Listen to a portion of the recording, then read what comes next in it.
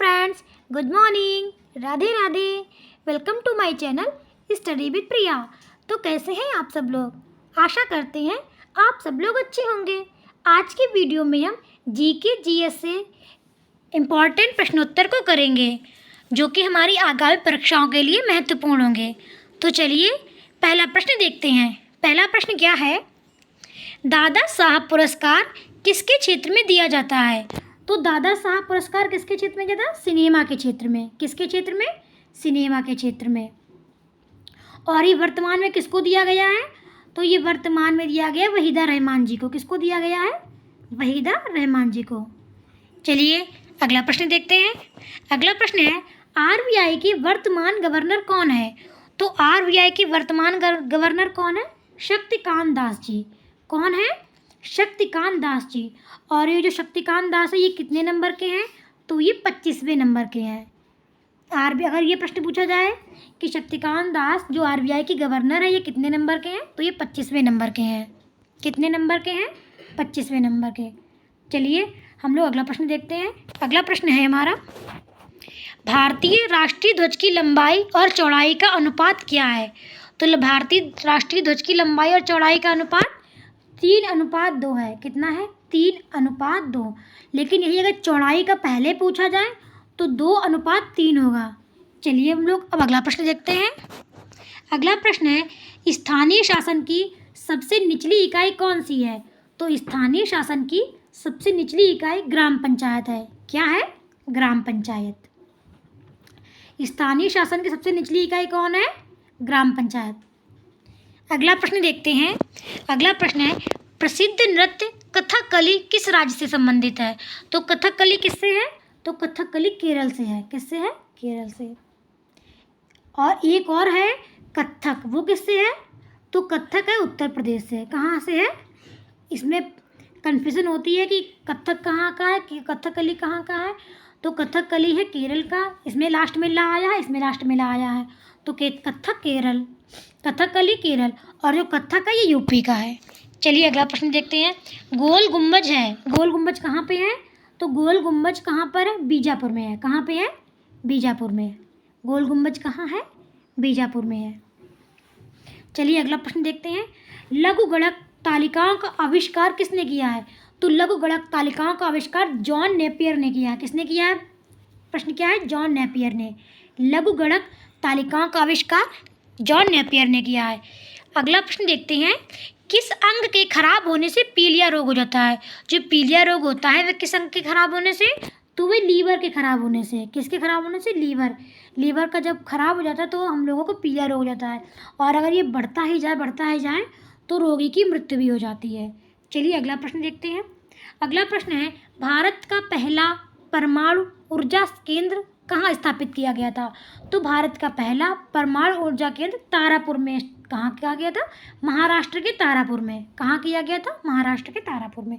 अगला प्रश्न है भारतीय संविधान में कितने मौलिक अधिकारों का उल्लेख किया गया है? तो भारतीय संविधान में कितने हैं? 6 मौलिक अधिकार हैं। कितने हैं? 6 मौलिक अधिकार हैं। और पहले कितने थे? पहले 7 थे, लेकिन एक मौलिक अधिकार जो संपत्ति का था वह हटा दिया गया है और अब 6 ही रह गए हैं। अगला प्रश्न है किस अनुच्छेद को निलंबित नहीं किया जाता? आपातकाल के दौरान भी किस अनुच्छेद को नहीं निलंबित कर सकते हैं? तो अनुच्छेद 20 और 21 को। अनुच्छेद 20 और 21 को हम लोग जो हमारी संसद है, सरकार है, वह इनको निलंबित नहीं कर सकती है। अगला प्रश्न है भारत का पहला वायसराय कौन था? तो भारत का पहला वायसराय कैनिंग था। कौन था? कैनिंग था। जो कैनिंग था वह भारत का पहला वायसराय था। अगला प्रश्न है भारत के राष्ट्रपति बनने के लिए न्यूनतम आयु कितनी होनी चाहिए? तो भारत के राष्ट्रपति बनने के लिए न्यूनतम आयु 35 वर्ष होनी चाहिए। कितनी होनी चाहिए? 35 वर्ष। चलिए अगला प्रश्न देखते हैं। और राष्ट्रपति है का अगर बन गया तो वह किस अनुच्छेद में है?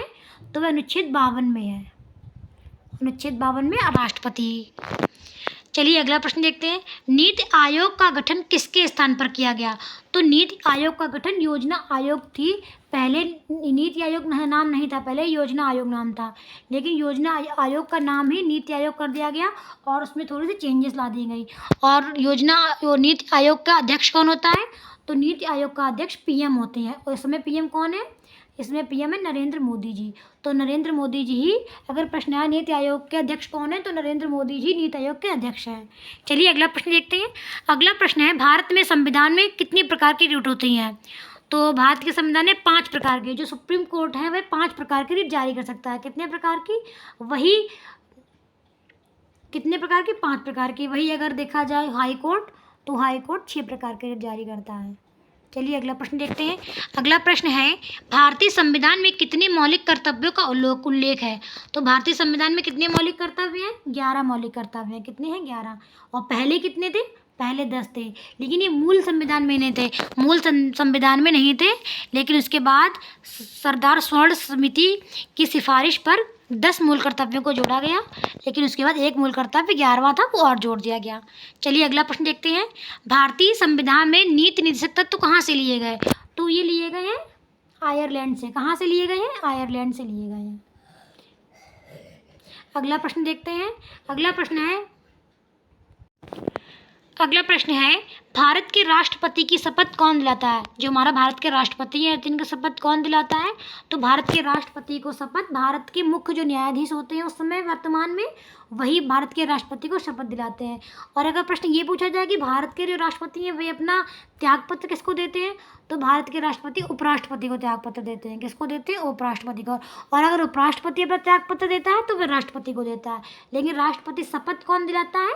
तो राष्ट्रपति को शपथ भारत के मुख्य न्यायाधीश दिलाते हैं। अगला प्रश्न है, भारतीय संविधान के किस अनुच्छेद में राष्ट्रीय आपातकाल के लिए प्रावधान है? तो किसमें है? तो 352 में है। किसमें है? 352 में। अगला प्रश्न देखते हैं। उच्च सदन अर्थात राज्य सदन के कितने सदस्य हैं जो भारत के राष्ट्रपति द्वारा मनोनीत किए जाते हैं? तो जो राज्यसभा में कितने सदस्य मनोनीत होते हैं? 12 सदस्य होते हैं, जो कि राष्ट्रपति मनोनीत करता है। इससे पहले भी था कि जो राष्ट्रपति हैं वे लोकसभा में कितने था? तो लोकसभा में 2 एंग्लो इंडियन को मनोनीत करता था, लेकिन अब यह व्यवस्था हटा दी गई है। अब लोकसभा में राष्ट्रपति के द्वारा किसी भी कोई मनोनीत नहीं किया जा सकता है, लेकिन जो राज्यसभा है इसमें 12 सदस्य को मनोनीत करते हैं हमारे राष्ट्रपति जी।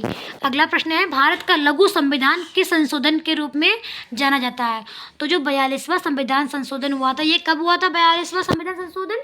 तो यह हुआ था 1976 में। 1976 में भारत का जो संविधान संशोधन हुआ था 42वां, इसको लघु संविधान कहा जाता है। और इसके बाद एक और हुआ तो वही बहुत इंपॉर्टेंट है, 44वां संविधान संशोधन। जो 44वां संविधान संशोधन है वह 1978 में हुआ था। चलिए अगला प्रश्न देखते हैं। जम्मू और कश्मीर राज्य विधानसभा का कार्यकाल कितना है? तो इसका कार्यकाल 6 वर्ष है। अगला प्रश्न देखते हैं। अखिल भारतीय सेवाओं की नियुक्तियाँ किसके द्वारा की जाती हैं? तो अखिल भारतीय सेवाओं की नियुक्तियां राष्ट्रपति के द्वारा की जाती है। किसके द्वारा की जाती हैं? जो राष्ट्रपति के द्वारा। हमारे वर्तमान में राष्ट्रपति कौन है? तो वर्तमान में राष्ट्रपति द्रौपदी मुर्मू जी हैं। कौन है? द्रौपदी मुर्मू जी। अगला प्रश्न है, शारदा अधिनियम संबंधित है। तो शारदा अधिनियम किससे संबंधित है?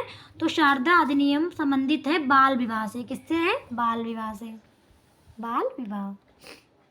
चलिए अगला प्रश्न देखते हैं। अगला प्रश्न है, नीति आयोग के अध्यक्ष हैं। अभी हमने आपको ऊपर बताया भी था, जो नीति आयोग के अध्यक्ष है वे प्रधानमंत्री जी होते हैं। और वर्तमान में प्रधानमंत्री कौन है?